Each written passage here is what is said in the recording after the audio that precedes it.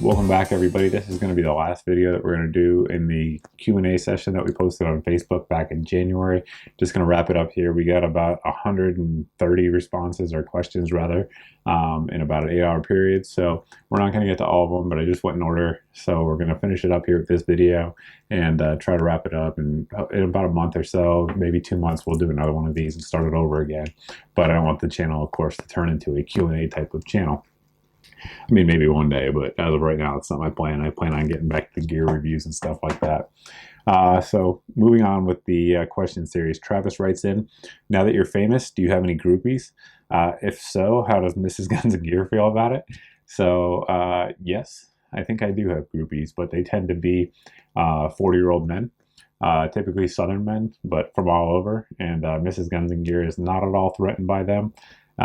So she's got nothing to worry about. So I don't think I've ever had a female recognize me, if that makes sense. Everyone, whenever I'm out and about, that recognizes me has been a man, at least to date, that I can think of. I can't think of any others. So certainly she's not too worried at all. And of course, when she's out with me and people do recognize me, she always makes some sort of comment about how I still have to clean the dishes or whatever when I get home. So not to let it go to my head, I suppose you could say, but believe me, it doesn't at all. Not even a little bit.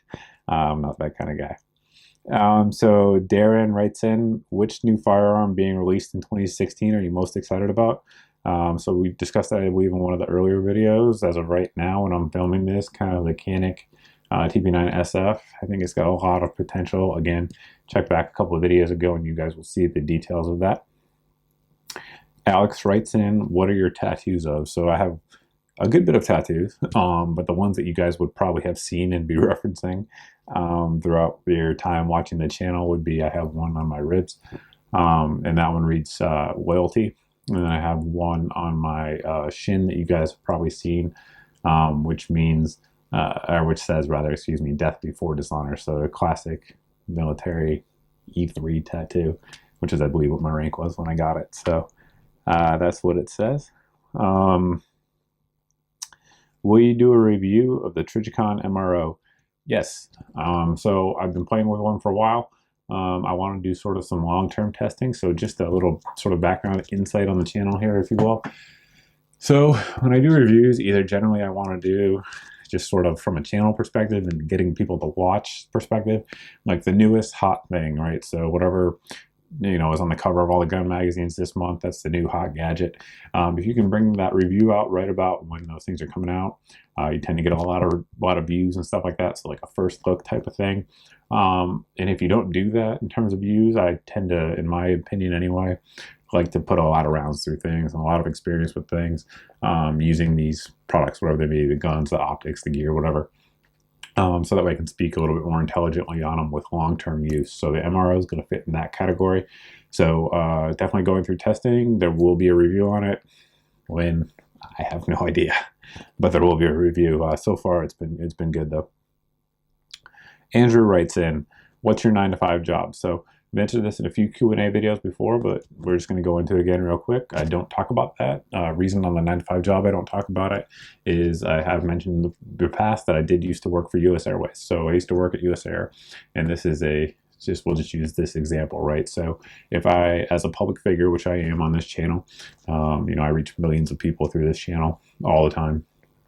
So if me, as a representative of US Airways, was making controversial statements, whether they be pro-Second Amendment statements or whatever the case may be, not that I do a lot of controversy here, but the fact that someone supports the Constitution sometimes to some people in this country is controversial. So doing things like that, if I was to do that as a representative of that company, whatever the company is, then, you know, it could look poorly on them. So I wouldn't want to put any company, regardless of the company, whether it be US Air or, you know, companies that I've worked for other than them or currently work for or whatever.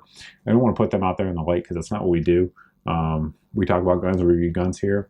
That's what we do. So we don't talk about, you know, other companies, whether it be airline companies or anything else. So that's my 9-to-5 job. Been doing some research on Bravo Company rifles, looking to purchase one in the very near future. Which model would you recommend? I recommend every Bravo Company rifle. So there's basically, you know, there's a few tiers of AR-15s, if you will, and in the you know, whatever $1,000 to $1,500 to $1,600 to $2,000 tier, $1,000 to $2,000, if you will. I recommend Bravo Company and Daniel Defense all the time. Not that every one of them is good, because of course every company has lemons, but you have as high a probability of having a good rifle from those two companies as any rifle or any firearm made. They just make good stuff. Both companies do. And I'm a huge Bravo Company fan. I have tons of their rifles, as you guys know, tons of their barrels, tons of their accessories. They're all great. They don't put out crap. Like, they're good. So whichever one you prefer, go with it. So, I mean, have at it. They're all good. Kyle writes in, favorite subgun and why isn't there 10mm subguns? So first off, my favorite, good question. Favorite I currently own, I guess would probably be the best way to put it, would be the CZ Evo Scorpion. It's awesome. Really, really like it. Super reliable, shoots great. A lot of good accessories for it. The 922R kit is out, stock's out, all that stuff. So that's an awesome gun. Probably my favorite that I currently own. There are a lot of good ones. The grease gun, of course, is a classic. That's just awesome. I don't know, there's plenty. The Tommy gun's got a lot of coolness to it. It's real heavy. It's very easy to shoot well. So there's all kinds of different ones out there, but certainly those are good ones. The MP5, of course, is the classic. But yeah, lots of good subguns out there. So, and then he says, why isn't there 10mm subguns? There are. There's plenty of them. So HK, I believe, made some. I know other companies have. There are plenty of 10mm subguns out there. So if you're looking for those, keep looking. You'll find them, I promise you. What are your thoughts on an AR-15 chambered in 7.60 by 3.9? Okay. So first off, like 2 years ago, I would have given you a very bad report or impression of those, because they did have some issues, particularly with bolt shear. So that's still an issue on some designs, due to the thin wall around the bolt, due to the wider diameter of the round itself, case diameter. So a lot of companies have done some pretty innovative things to change that, whether they be changing the feed angle, the extraction angle, beefing up the rim, their bolt rim rather.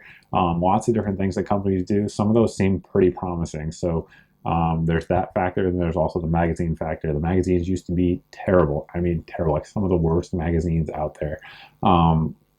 That's been rectified by the new C Products mags. The new C Products mags with the improved spring and follower, I've had zero issues with them, and they seem to work perfectly fine.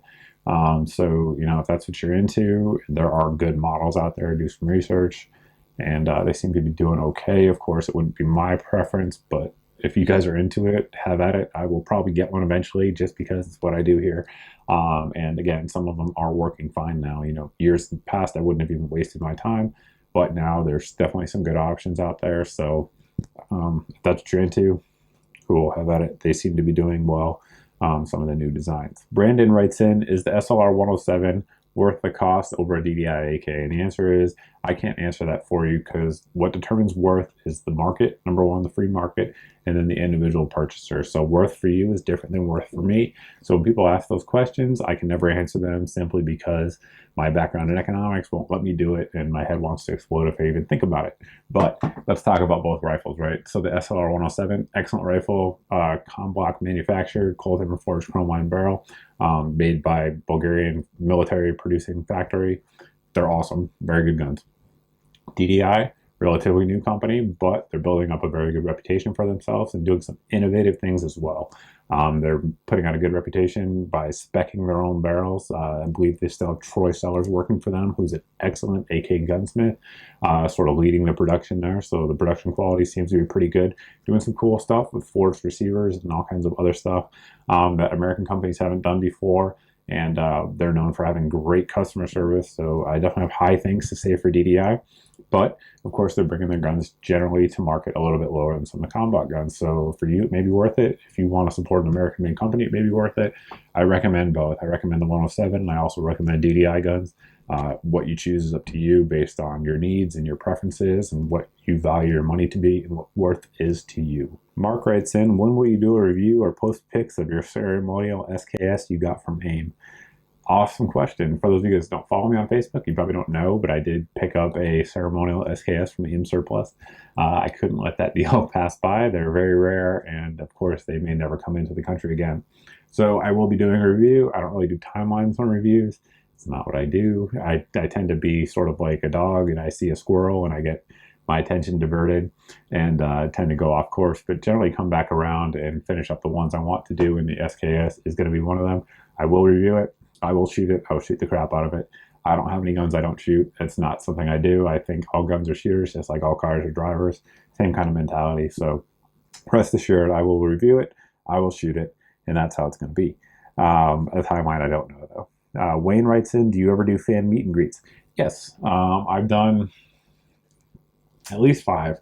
I'm not sure on the exact number, but it depends on where I am. Typically, they tend to be in the Southeast because I live in the Southeast, and they're just easier for me. But companies have requested that I go there and show up with them. I did some stuff at the NRA show last year, may do some stuff like that in the future.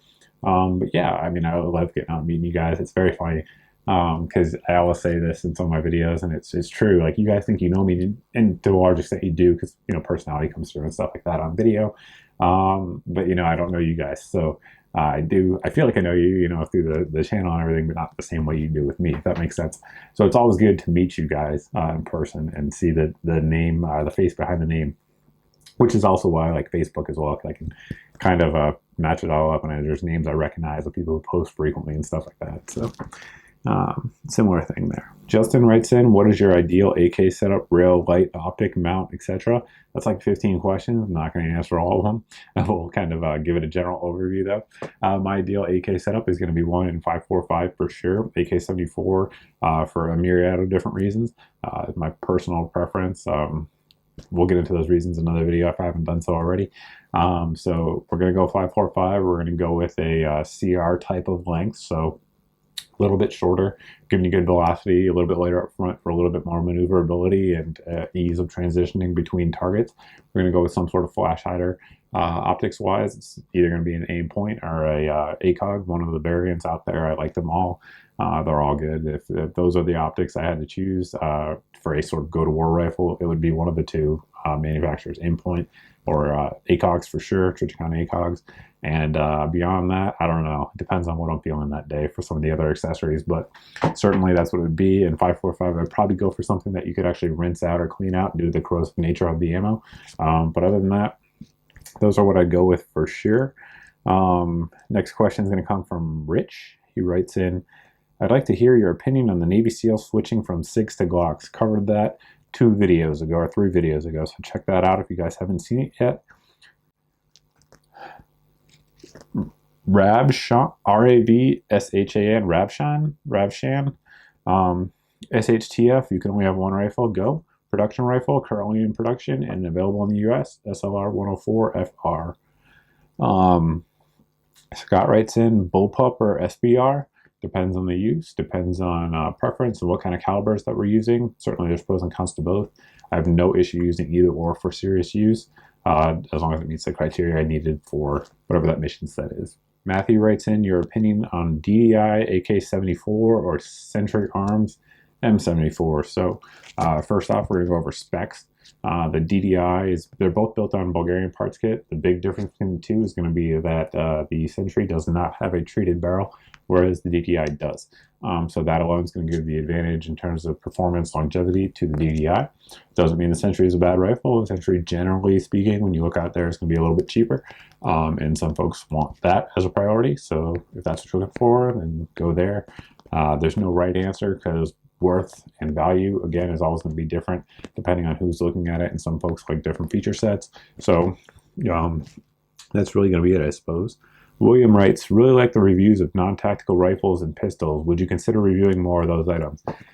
Sure. So to select what I review here, it's not really a specific process. It's really whatever interests me, and I'm sort of ADD, so things grab my attention, shiny things.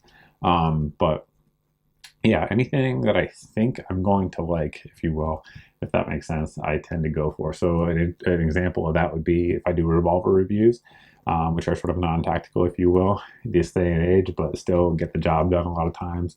I tend to gravitate towards certain ones, Smith & Wesson, and some other stuff, but those are like Henry lever action rifles. They looked interesting to me. I shot my friend Suches and kind of wanted one of my own, so I got one and reviewed it. So yeah, anything I think I'll like, I generally review. People always ask me why I don't do a lot of bad reviews, so I guess we'll address that too here on this question. And the reason is, I spend my money just like you guys do, so I don't want to buy stuff or get stuff in and use my time, effort, energy producing videos on stuff I don't like or don't think I'll like or I'm not interested in. So it's just the way it is. Companies aren't paying me to review their stuff, so some companies not going to be like, I'll give you, X amount of dollars to review this if I don't want to review it. That's not how it works here on this channel anyway. So, yeah. So if it interests me, I'll do it, but sometimes it's tactical, sometimes it's not, even though that's clearly an overused word in this industry. But yeah, I'll definitely keep doing it, but it'll just vary depending on what I'm interested in. Jim writes in, I love your channel the best out of all of them that are out there. Your approach is very different from others and without the fillers. That said, I would love to see more suppressed reviews. So thank you. First and foremost, my approach has sort of changed since we started the channel. As you guys know, it's sort of evolved, and now it sort of is what it is. Some people like it, some people don't. Whatever, I like it. So I tend to think it's a good way to get information across in a relatively concise platform, but still not sort of leave a lot of stuff out. So that's what I try to do in terms of format. Thank you for appreciating that. I would like to see more suppressor reviews. I would too. Yep, I have a bunch in the queue right now for review. One thing that we always wanted to do here on the channel was expose people to firearms culture, and help educate them and sort of spread the hobby, the love, the excitement, and stuff like that for what we do here. So part of that is NFA firearms, letting people know they're perfectly legal to use depending on your state, of course, and that they're not scary and they're not assassin's tools, and they can be useful depending on what they are, whether it be short barrel shotguns, rifles, full auto, suppressors, all that stuff. So yep, I want to do more as well. Of course, there's a big lag. I do not have a class or 7 SOT, whatever you want to call it. So for me to do them, I actually have to wait for the paperwork and all that stuff, just like you guys do once we get them in. So there's a lag there, but there are some in the queue. There will be more, and there will continue to be some down the road as long as this channel is operational, because I want to keep informing people of their rights to own them and the advantages of them should they choose to do so. So yep, you're going to see more. I agree with you. We've done 1 or 2 or 3, I think, at this point. So there's more coming. So stay tuned for that, guys. Tim writes in, I'd rather see a review of his pups than one about his car. So somebody earlier asked about my car. They want to see a review about my dogs. My dogs are Glock and Colt. For those of you who don't know, Glock's the brown one, Colt's the white one. Great guys, both boxers. We adopted them from Carolina Boxer Rescue. For those of you guys that live in this area and are looking for dogs to save from the kill shelters, which is where they all come from. Great dogs. Love those little guys. And great family dogs as well. So they're good dogs. Maybe one day we'll review them, but they're good guys for sure. Douglas writes in, my question for you would be, have you been taking time off, or has Facebook been blocking your videos? So, okay, so good questions here. Number one, I'm not taking time off. Things just vary. Of course, I have a family. I have a real job, which, believe me, this is not and cannot be at this point. Hopefully, it'll grow to the point that it will be one day, though. But no, I do have a real job. And work demands and family demands always, change. So reviews sometimes will come out 3 in a week. Sometimes it'll be 1 in a week. Just how it is, because, of course, other things are my priority. I try to do this channel as much as I can, but there's always limitations on that. Now, he brings up a good point about Facebook, right? So a lot of you guys follow me on Facebook, but don't subscribe to the channel, and vice versa. A lot of you follow me or subscribe to the channel, don't follow me on Facebook. So for that, the guys who follow me only on Facebook, one thing you have to realize is that Facebook does throttle views. I mean that they do not expose you to all the posts I make. So it really varies depending on their analytics, but somewhere between 25 to 50% of my posts you will see. You will not see the rest of them, because they want me as the business page, if you will, or the public page, not a personal page like you have, most people have personally. They want me to pay for my posts to reach you. So sometimes I actually do that, but sometimes I don't. It just kind of depends on the math. Anyway, So yeah, so it very well may be that if you only follow me on Facebook that you're not seeing my videos for like a month at a time just because of the odds of it all. That could happen by all means. So if that's the case, subscribe to the channel, subscribe on Full30, and get all the content as much as you can there. But yeah, it could be the question, but no, we're still generally at least putting videos out once a week, if not more, maybe sometimes less, I don't know, somewhere in there. I try to at least do that just to maintain everything there, but that's what we try to do. More is always better, of course. Bruce writes in, if you were only to keep one rifle and one pistol, what would it be? Rifle would be a SGL-31 or SLR-104. They're a coin flip, probably SGL-31, I guess. We pick that. We pick a Glock 19 as a pistol.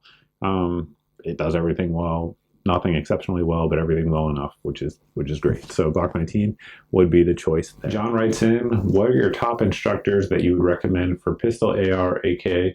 Favorite place to take a class? So that's like a whole bunch of questions all in one, and we're just going to try to answer it as one. This will probably be the last question to wrap the series up. So favorite instructors, right? I can only go with, what I see on YouTube and actual people that I've trained with in general. I do not go to a ton of training classes, unlike a lot of other folks in the industry, just because of, time and work constraints. But I do obviously shoot a lot, maintaining the channel and like the practice of stuff we learn in those classes, which in my opinion really is what these training classes are for. It's exposing you to new techniques, tips, stuff like that. And then when you go to range, to actually practice those, to build those habits and stuff like that. So it's good to have both, because you need that instructor. Even folks like me who tend to be a pretty proficient shooter, it's good to have somebody else look at you, because they will see things that you don't see, which is also a side benefit of running a YouTube channel. It's very easy sitting behind a computer to critique someone's technique or say they did something wrong or missed a mag change or whatever.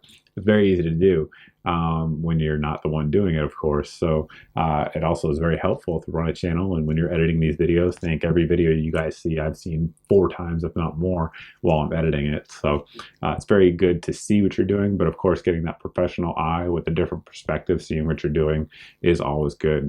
There's a very easy example, which would be like hitting the slide release or running the slide. There's no right answer, in my opinion. Both work. It's a matter of preference and the gun type you use, but some people are devout about one technique or the other, and that's fine. If that's the way you want to be, then both work, in my opinion. So but going to a course and trying out a new technique that you may not use, if you're the guy who always hits the slide release, trying something new, trying to run that slide is good, because you may find that you like one technique or the other. And that goes for all the different techniques out there. When you go to a class, I definitely recommend that you do what the instructors say, so at least you can see if they're right, or see if there's a reasoning behind why they say what they say, or if it's just a pick one, i.e. running the charging handle on an AR or hitting the bolt release. Either one works, again, in my opinion.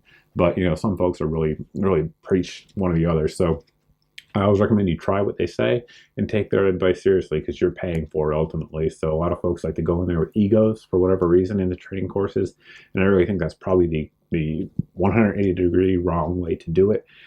So that's training courses in general, which I guess wasn't the question. Back on the question, people I recommend. Of course, trained with Larry Vickers a good bit, as well as Reed Hendricks. Recommend both of them. Both of them are super knowledgeable. They see a ton of people come through, and the things they say make sense all the time, even if I don't agree with them all the time. And that's going to be the case for any instructor. They're really good. Those are guys that I have trained with. Guys that I haven't trained with that I think say a lot of really good things, in my opinion. Travis Haley, the dude, everything I've seen of him, everything I've read that he's written has been very well thought out. Again, may not always agree with him, but it makes a lot of sense what he's saying. So definitely someone I'd recommend, and I look forward to taking classes from as well. There are a ton out there. I'm sure Rob from the AK Operators Union, it looks like he has some fun out there in his class. One of these days, I'm sure I will take one. There's tons of others I'm sure I'm missing. So those are just a few off the top of my head.